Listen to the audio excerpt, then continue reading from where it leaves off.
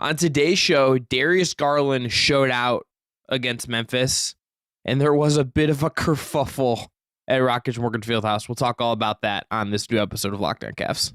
You are Locked On Cavs, your daily Cleveland Cavaliers podcast.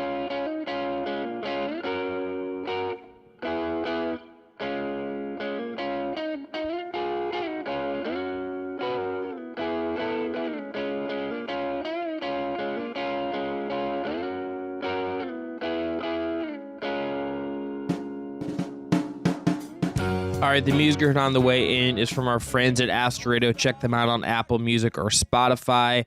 Today's episode is brought to you by LinkedIn. LinkedIn Jobs helps you find the qualified candidates you want to talk to faster. Post your job for free at linkedin.com/lockedonnba. I'm Chris Manning, covering the Cavs and NBA large for places like Diamond UPROXX and SB Nation's Fear the Sport and the Just Basketball Show. That man over there is Evan Dammarell, the proprietor of Write Down Euclid. We have a jam-packed Locked On Cavs for you on this Friday, February 4th. Cavs beat the Grizzlies 128-113. Donovan Mitchell was ejected from this game after Dillon Brooks hit him below the belt, and then Dillon Brooks was called for flagrant 2. Donovan Mitchell threw the ball at him, and there was a little bit of a massing, let's say, a little bit of a not quite a fight, but some tensions, some tempers were raised there, and then they both get ejected. The Cavs end up winning. We're going to talk about Darius Garland not making the All-Star team, as well as Jared Allen and as well as Evan Mobley. And we're going to discuss the Cam Reddish latest, just because his name has been linked to the Cavs out there a little bit again. So again, a lot going on today. Evan, this was a long, busy Cavs night. I want to start, though, with Darius Garland, who was the best player on the floor for either team, the orchestrator of everything Cavs in, who straight up outplayed John Morant in this game. Yeah, he outplayed John Morant wire to wire in this one. It's a little funny, a little taco, but friend of the program, Danny Cunningham, actually broke it to Darius. He didn't make the All-Star game. I'm calling cap on that. Okay, but because JB Bickerstaff did say post-game that maybe this was a little bit of added motivation for Darius just because he was not named an All-Star reserve. John Morant was. I wouldn't say there's like bad blood just because Darius Garland seems like a nice enough guy, and that's just kind of how the NBA is these days. Like there's not like legitimate beef. I mean, maybe Dillon Brooks and Donovan Mitchell, which we'll touch on in a bit, but between like John and Darius, I don't think there's like some heated rivalry between the two. I just think maybe Darius probably did play a little bit of an edge tonight just because he wasn't named an All-Star reserve.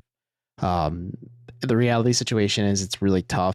Just at the end of the day, like Jimmy Butler didn't get in, James Harden didn't get in, Jalen Brunson, you can make an argument for it, didn't get in as well. Like it's hard, but Darius Garland just came out and played really well. I think more than anything, like this was a really good response on his part to just how things went against Miami the other night. Like I'm trying to see his game by game. I'm just going to pull up his stats from against the Heat the other night. He had 16 points, 5 assists, 3 turnovers, 5 fouls, just +6 on the floor. Like he was just very not effective. Like the Heat did a very good job making Garland uncomfortable when like Garland came out and he was hyper efficient from 3-point range. He was getting everybody involved in the offense. I think after the dust up between Donovan Mitchell and Dillon Brooks, it kind of definitely changed the flow and the pace of this game considerably until the Cavs bench unit kind of stepped up like it did. But up until that like catalyst point between Mitchell and Brooks, Garland was just orchestrating this offense really well, whereas Ja was doing Ja Morant things. Like his vertical is crazy. Like it is quite the spectacle to see him in person, and like I can understand the hype and the appeal with him too. But yeah, this was more of like a statement game for Darius Garland. I don't know if there was added motivation. It doesn't seem like it'd be that way, but I don't know.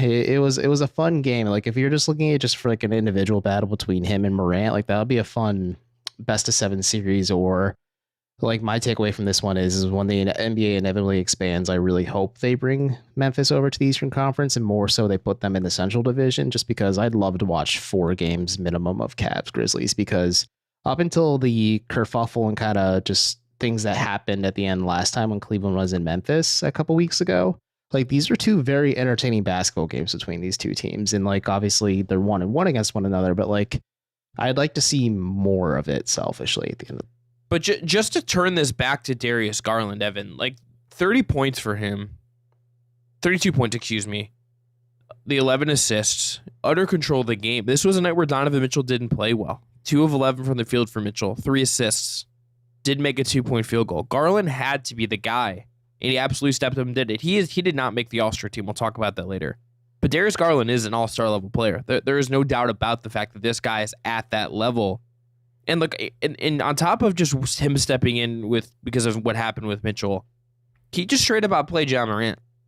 Okay, John Morant had a 25-point night, made a circus shot, all that stuff.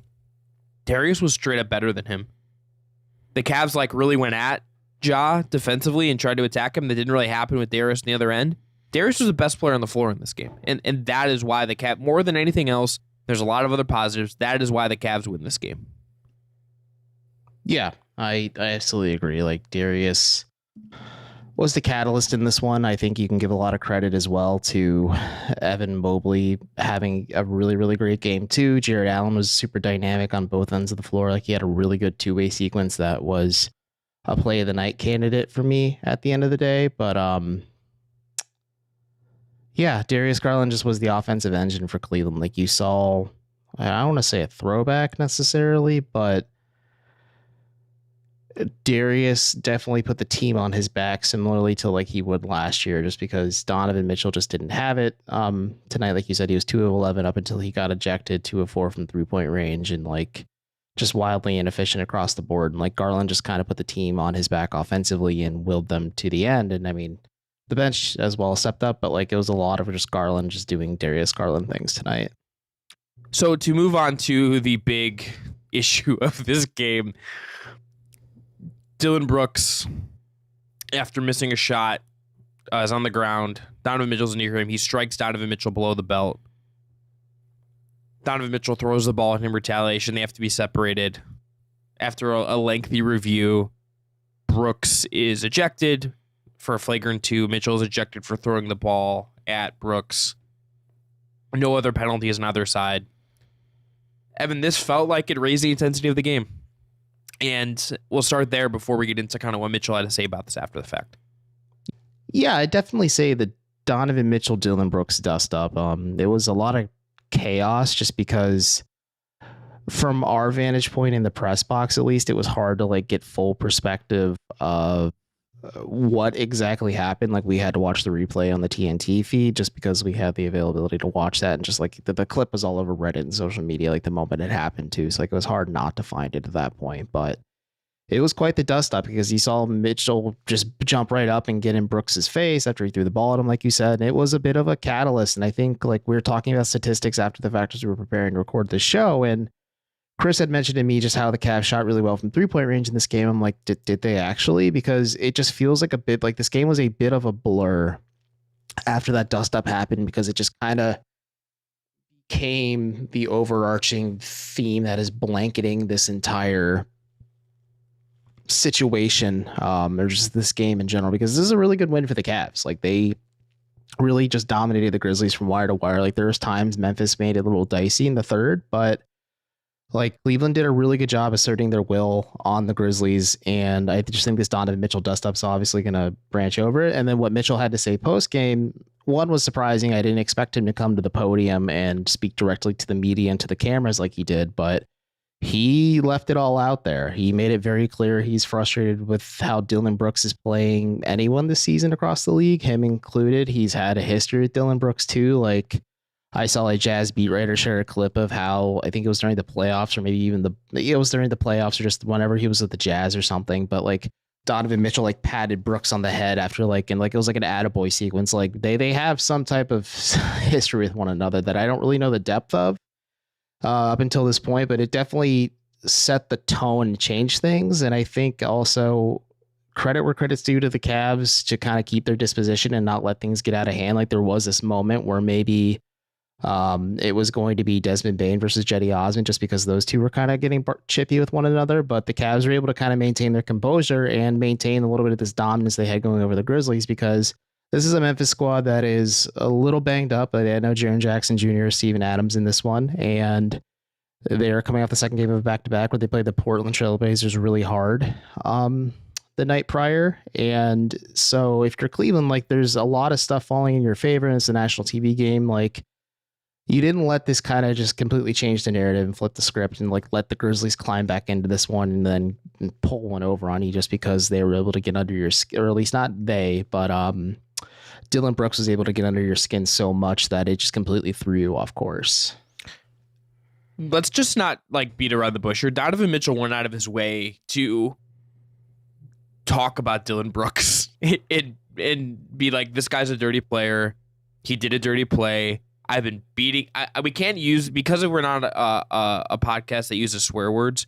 We can't like play the clip, and we can't exactly say verbatim what Donovan Mitchell said about Dillon Brooks.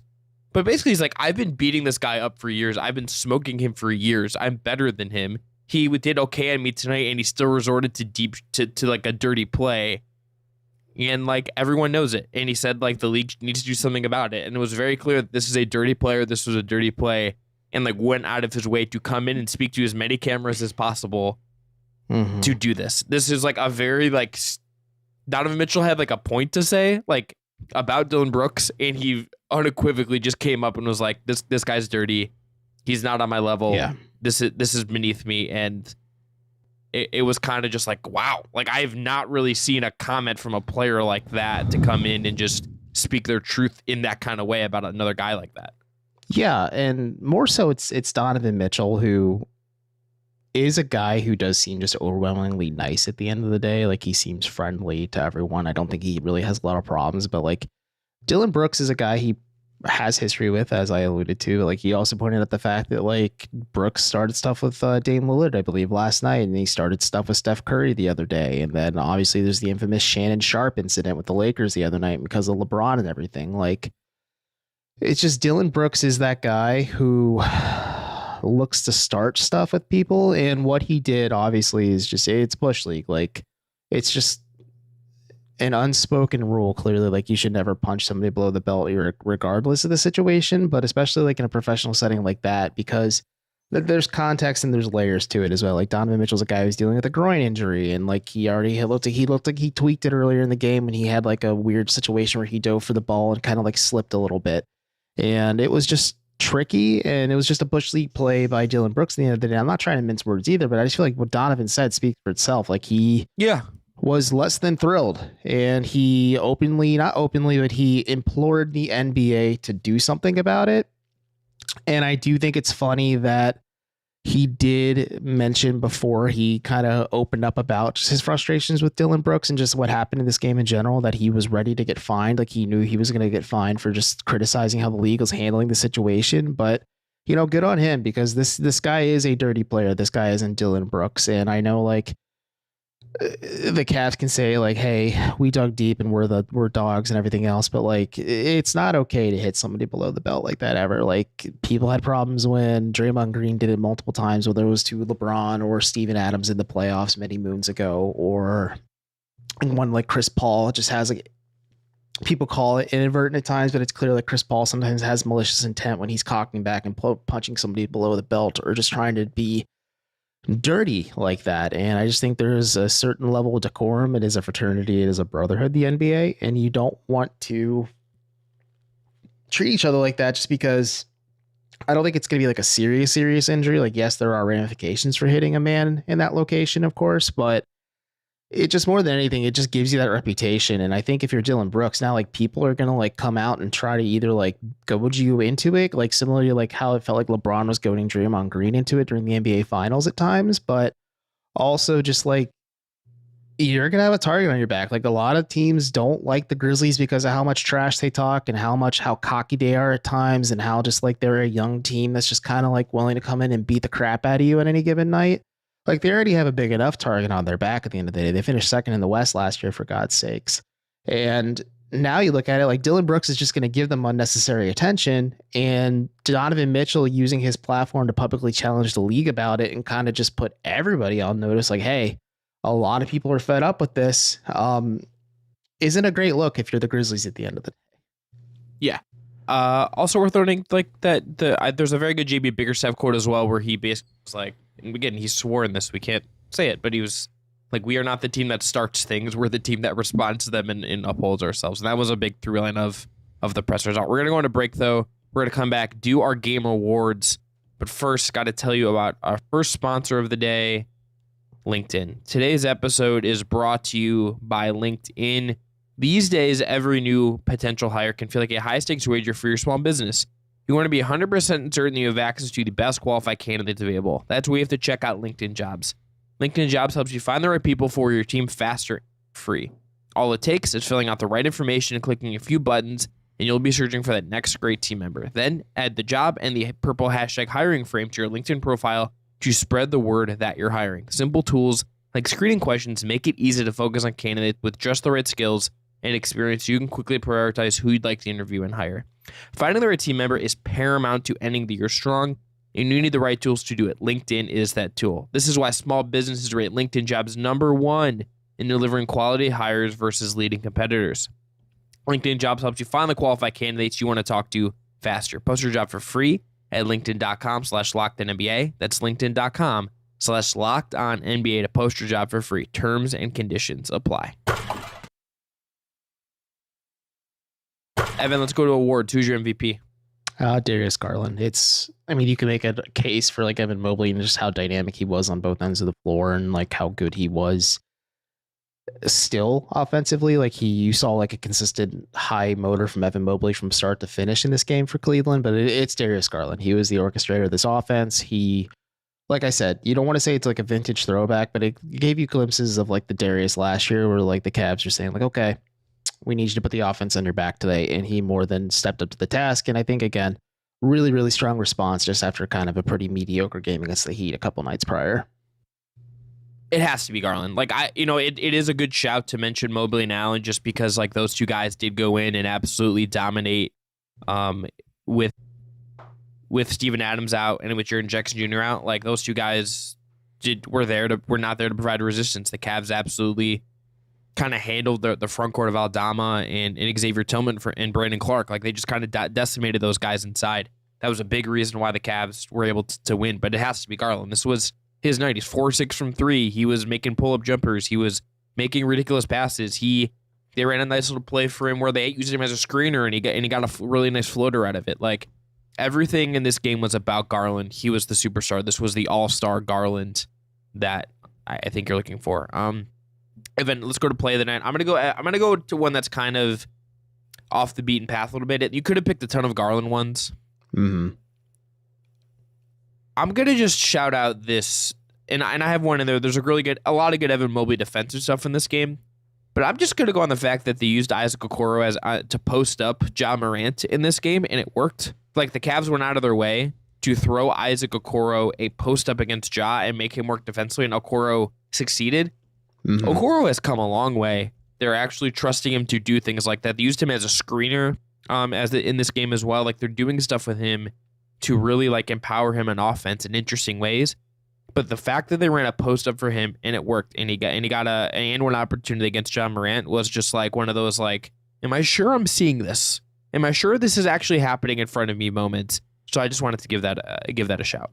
No, it's a good pick. It was creative for sure. I'd say that like it was a creative play on the Cavs part just to kind of get Isaac Okoro going. Like, I gave them a shout out at least on through the Tweeterverse that especially in the second half, he saw the Cavs getting him a lot of clean looks, him as an Isaac Okoro just on the interior, because the 3-point shot wasn't falling for him tonight. I don't think he even attempted 3-pointers off the top of my head. I don't have the stats in front of me directly, but yeah, Isaac, that was a very creative way to kind of use him and also kind of accentuate some of the passing you have other than from Garland on the roster too, because they tried to run a similar play as well with Evan Mobley kind of being the initiator at the top of the key, and it didn't work because the Grizzlies read that pass that time. But like, you're like, oh, okay, at least they're trying something a little bit creative at times to kind of get a guy who's a bit of a non-shooter involved in the offense somehow. So my play of the pit night pick though was, I believe it was midway into the third quarter. I can't remember, but Jerry Allen had a very, very good block on either Brandon Clark or Xavier Tillman. But he had a block on one end, and then the Cavs broke out on the fast break, and Allen just sprinted down the floor, grabbed an offensive rebound and was able to put it back on a dunk. It's just like, that's really good two-way play from Jared Allen. Like, he was very impactful on both ends of the floor. Like, ditto for Evan Mobley, as we talked about in the MVP talk, but like, it was just a really good play. And you could talk a lot about how all the crazy stuff Darius Garland did just to kind of keep the Cavs free flowing and moving offensively, but like, that was one of those moments where the Grizzlies kind of made it a little dicey. I think it was like moments after the Donovan Mitchell ejection, and maybe you could tell like the Grizzlies kind of smelled some blood in the water a little bit. But you saw Allen just kind of like impose his will on one end and then just make a very, very intelligent rebound and put back on the other. And like, that's just my play of the night. All right, let's go to stat of the night. 40 minutes and 17 seconds, Evan. That is the amount of time the Cavs spent leading in this game. Wow. This was a bounce back, kind of mostly Cleveland heavy win. They obviously had dealt with some push, dealt with some moments from the Grizzlies of making this uncomfortable, but they really just kind of held court for much of this game, particularly in the second half. They kind of just pushed and pushed and pushed and largely held control of this game. I think this was a really kind of important, impressive win in some ways after the loss to Miami last week. I think this is a win they kind of really needed. They were a team in need of a win like this, in need of a win in that kind of environment, with the crowd really into it, with the intensity ramped all the way up. That's just really positive from the Cavs. So I think that the amount of time they just spent in control of this game, look, Memphis on the second night of a back-to-back, all of that stuff, you can throw caveats in there if you want to. I just think winning a game like that and taking what's in front of you and kind of holding control over so much of that game was really impressive.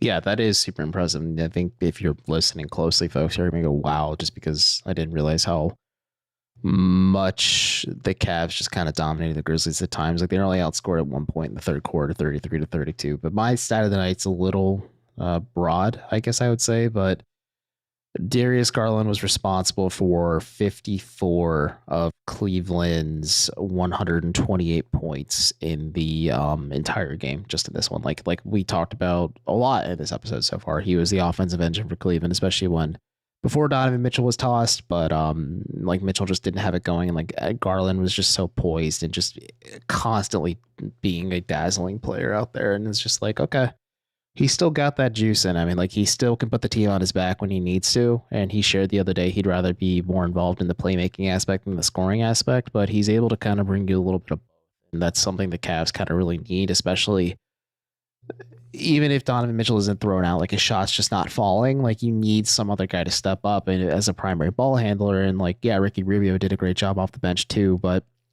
Darius looked really, really poised and composed tonight on offense, and just clearly was a huge part of it. All right, let's go into one more break, one more sponsor. Today's episode is brought to you by FanDuel. This year, the only app you need at your Super Bowl party is FanDuel, America's #1 sportsbook.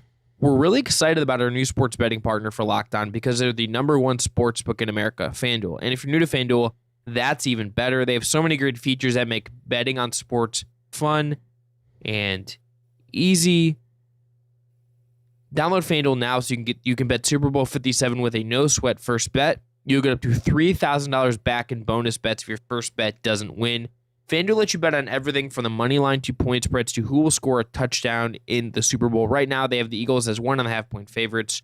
Travis Kelce is at -125 to score a touchdown. That is the best odds of any player in that game. The FanDuel Sportsbook app is safe, secure, and super easy to use.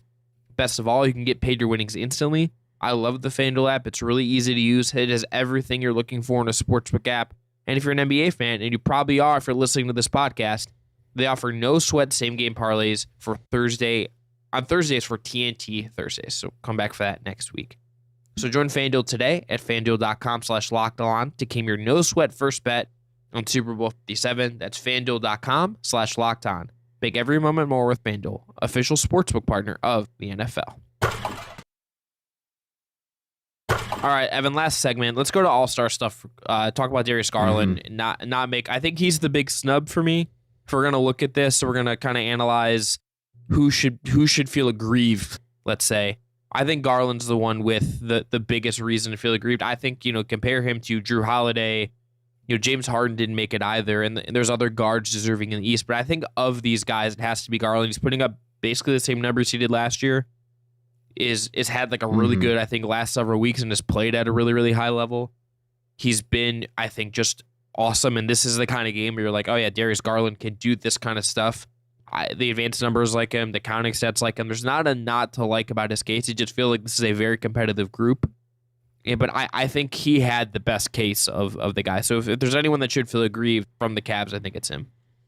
Yeah, I forget who asked me this. It might have been you. I think it was Spencer German as well, friend of the program, Spencer German, who asked me this, like, how many All-Stars are the Cavs going to have? And I think I said one, and just because Donovan Mitchell felt like a lock because he wasn't going to catch Kyrie in the fan vote just in terms of Eastern Conference guards, but like had a firm hold on second place and was going to be locked in as a starter. But like I said in the first segment, it's just, I agree. Like I wrote an article last week, I believe, just making the All-Star case for Darius Garland. It's just like he is putting up this pretty similar to pretty much the same numbers as last year, but you have to put it with the context that like it's with Donovan Mitchell as his co-star now, and like Mitchell's putting up better numbers than he was ever with the Jazz, which is still crazy to think about when you say it out loud. But I'm not surprised Jared Allen wasn't picked. I'm not surprised Evan Mobley wasn't picked. I am a little surprised Darius Garland wasn't picked. And like people can say like, oh, it's like Tyrese Halliburton. That makes sense. Jaylen Brown. That makes sense. Joel Embiid. That more than makes sense. Julius Randle. I think you can make an argument for that. I'm getting somebody like Trey or DeMar DeRozan was on the list. Like, yes, you can make a compelling argument for that too. Like I have 5 of the names at the top of my head right now, and I can keep going down the list. Or Drew Holiday. Like, yeah. That one was a little sus, I think, but like Drew Holiday's also just really freaking good and I think deserves a lot of the credit. And I know like people say like, oh, it's just a glorified scrimmage at the end of the day. Like there's no defense play, but like for these guys, it's a point of pride. I think like it's something that like you can say like, listen, I am considered the best at my position amongst my peers. And like, there's always going to be the debate like, oh, expand it to 15 players for each roster, or like JB Bickerstaff said, because the league is so positionless at this point, it shouldn't be like by position. It should just be like the top 15 vote getters. Like you can make a lot of arguments for it. And I think just Darius had the most solid case out of anyone not named Donovan Mitchell. And you did a good job making a case for all 3 of those guys on the solo show the other day. But I'm just not surprised because you can talk about other stuff like Jimmy Butler didn't get in. James Harden didn't get in. Jalen Brunson didn't get in. Like there's a lot of. So on that note, would you expand it to 15? Is that's kind of the follow up here? I would. I mean, again, it's a point of pride because you're saying like I'm the best. I mean, if it's 15 and like they go positionless, you can say like I'm one of the best 15 players in my conference. Like that's a big bragging rights thing at the end of the day. And I think I would expand it. I think it makes it more fun for the fans. I think it makes it more fun for the game in general, just because. Yeah, at the end of the day, it is a glorified scrimmage. I know the Elam format makes it more exciting at the end of the day, especially in the fourth quarter. Like that's All-Star in Cleveland last year. Like the fourth quarter of that game was some of the most fun basketball I've ever watched because it's so high stakes and you're watching literally the best of their best go blow for blow with one another because it is for charity at the end of the day, but it's fun. So yeah, I would expand it just because I think it just adds more depth to it. But I do think I'd also say like, let's just throw out the positions part of it. And it's like the top 15 people period. Like, yeah, you can skew that a lot. So like, well, it's just a bunch of guards versus like a bunch of centers and forwards and stuff. But it's just, this league is so talented. I feel like you shouldn't put a cap on things and just maybe encourage a little bit of expansion somehow. What would you do? I would go to 15. I think 15 is reasonable. JB Bickerstaff was asked about this post game and he was like anti kind of 15, saying he's kind of an old school guy in the way. And I get that. I would just go 15. I don't really see the harm in it. I think it represents the expansion of the talent pool. Like there's 15 All-NBA slots. Like why don't we just 15 All-Stars from each conference? I don't really see a problem with it. There's probably some changes that could be made in the voting as well. It's like all the coaches for the reserves. Like I wonder if there's just a different way to do it or something. I don't exactly know. I think there's probably some tweaks you can make to this, but I think you could tweak everything to some degree and make it better. But like 15, but even, and I will say, even if you did expand to 15, you are still going to have situations where like there's a 16th guy who feels aggrieved. Like I expanded this to 15 and let's say Harden, Garland, and Brunson make it. Or Siakam. Like you're going to have like a Siakam or a Jimmy Butler or like someone who's still aggrieved. Like you're going to have a lot of deserving guys. So this is always going to kind of be, I think, inherently a problem, and I do get that. But Evan, let's end on this. Chris Haynes and Mark Stein on their new show, #ThisLeague, talked about Cam Reddish, talked about him in relation to Dallas and Cleveland. Cleveland, Haynes said on the show, was kind of the most place he could kind of see it going. We talked about this a while ago. We have a whole segment on it. I still do not see this as a thing that I would view as like a real worthwhile thing for the Cavs. He would be an expiring contract. He hasn't really been like a productive NBA player. If you took the former top 10 pick off of his resume, he doesn't look, I think, nearly as attractive. I get that he's 6'8". I get that there's physical things that are really interesting as a rehabilitation project. But if you're looking at what could be a rental for right now, I don't think he's better than the wings the Cavs are playing. So I don't really get this if that's the move they're going to make. Unless it's just like bring him in-house, we'll re-sign him, we're going to use this to turn over our wing room, and we believe in him in that way. I get it. But it's not a trade that I think helps you. Now, not that every trade should have to help you right now, but I think just considering the contract stuff, just feels like a weird one to me.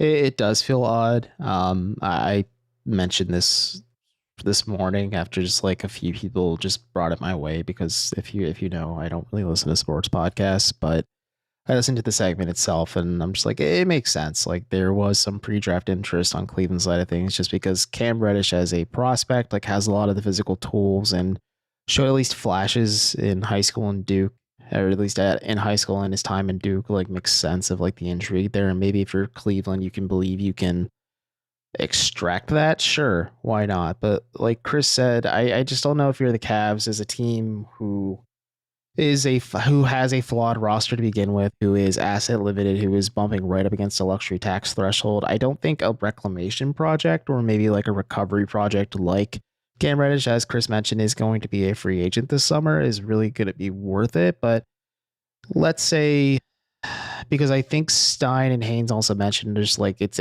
like Cam Reddish wouldn't be their only move at the end of the day. Like they would try to make like a more tangible move and then maybe take a swing at Cam Reddish as well. Like if that's the case, like yeah, I think you can justify that, especially if you think you can bring Cam Reddish back and you continue to develop him and grow him within your system. I have quiet concerns just about like a cultural aspect thing. Like is he a toxic locker room guy, or does Cleveland believe like, hey, is our culture just rock solid enough that we know that one guy can't completely rock the boat enough to ruin it? Or it's just there's some quiet red flags for me. Like he flamed out in Atlanta because of reasons that were within and out of his control. There's reasons in New York he flamed out that were a lot of within his control. And I told you, like I had a friend put a bug in my ear just about how like Cam Reddish seems like a guy who was a top 5 high school prospect and committed to Duke, and he was going to be the dude before Zion Williamson reclassified, and RJ Barrett showed a lot of his chops too. But I think the intrigue will always be there because of that top 5 high school reel. I just think that ship is starting to sail. It's a guy who's just not a good 3-point shooter. Like the defense and the playmaking's there, sure, but again, if like that's your only move for Cleveland, I just think you'd save your assets at that point. Maybe wait till this summer when things open up a little bit more, and maybe you can try and finagle a few more things as well, just pick wise or asset wise too. Yeah. All right. Trade deadline's a week away, or a little under a week away. Interesting times abound for the Cleveland Cavaliers. This was a very, very interesting Thursday night. It was nuts. It was in fact, it was all in all. Cavs win. Garland's great. The whole Mitchell Brooks thing was certainly memorable.